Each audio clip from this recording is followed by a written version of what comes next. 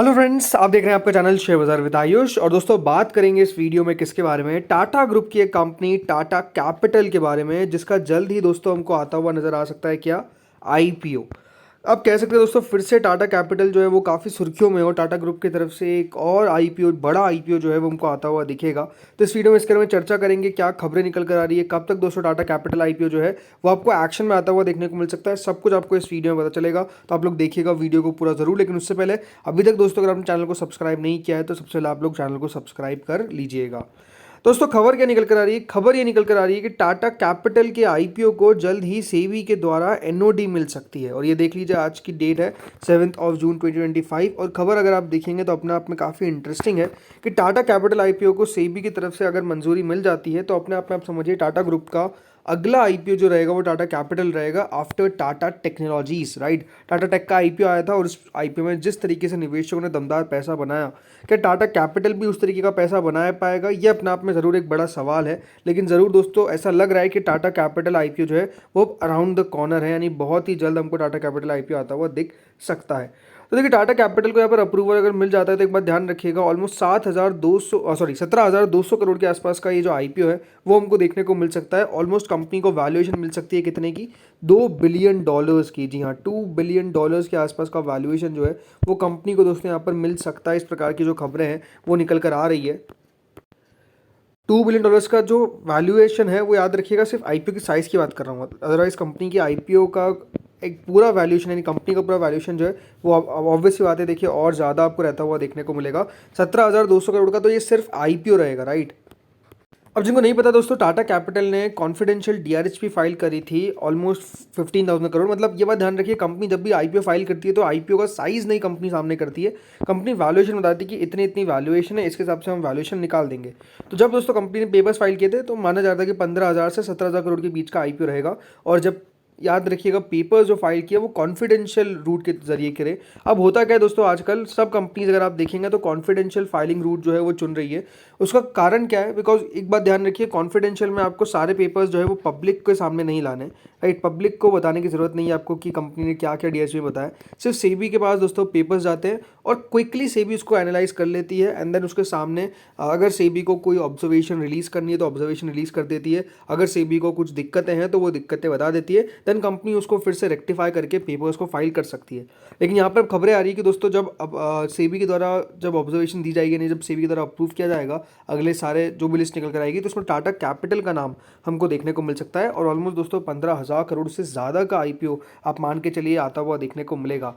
ये जो mega IPO याद रखिएगा, दोनों रहने वाले हैं। इसके अंदर फ्रेश इशू भी और ऑफर फॉर सेल भी।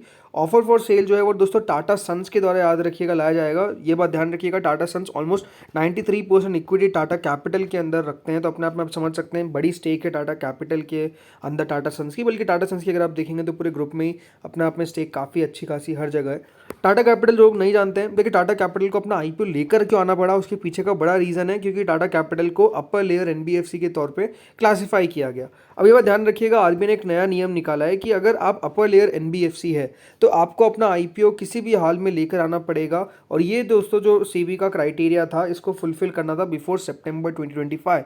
यानी अगर सितंबर 2025 से पहले जो भी अपर लेयर एनबीएफसीज है उनको लिस्ट होना पड़ेगा, भले वो कोई भी हो। अब इसमें यहाँ पर टाटा कैपिटल को दोस्तों इसके कारण हुआ क्या, क्योंकि अपर लेयर एनबीएफसी थी तो इनको दोस्तों आरबीआई का जो ओवरऑल डायरेक्टिव था उसको फॉलो करना था। तो इसलिए दोस्तों यहाँ पर कंपनी को अपने आईपीओ लेकर आना पड़ा। और ऑलमोस्ट 2.3 करोड़ याद रखिएगा इक्विटी शेयर जो है वो कंपनी लीज करती नजर आएगी by way of fresh issue और offer for sale.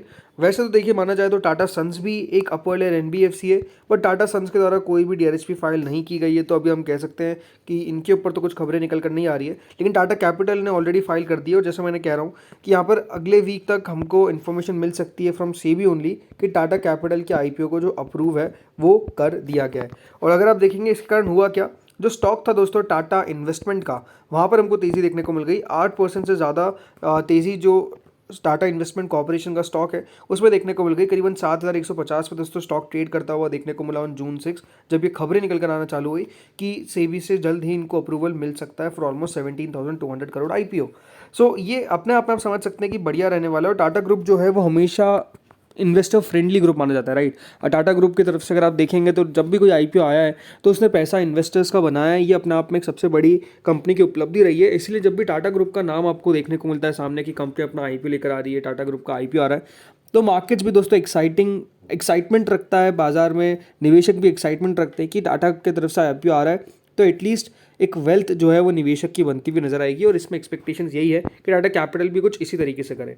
Tata capital का दोस्तों जो अनलिस्टेड शेयर है वो अगर आप देखेंगे बाजार में है, और क्योंकि कह सकते हैं टाटा कैपिटल का आईपीओ जल्दी आ सकता है, इसलिए पिछले एक महीने में जो अनलिस्टेड मार्केट है वहाँ पर जो स्टॉक का प्राइस है वो ऑलमोस्ट 16% से ज़्यादा दोस्तों बढ़ता हुआ देखने को मिल चुका है। जिस तरीके से आप कह सकते हैं कि खबरें चल रही है, इसके कारण दोस्तों जो शेयर है वो 1075 के आसपास ट्रेड करता हुआ देखने को मिल रहा है ऑन 7 जून। यानी आप समझ सकते हैं कि इस खबरों के कारण यहाँ पर भी अगर आप देखेंगे तो एक्टिविटी बढ़ती हुई दिख रही है। लेकिन एक बड़ा सवाल निकल कर आता है कि क्या ये इतना बड़ा आईपीओ 17,200 करोड़ का आईपीओ पैसा बना पाएगा।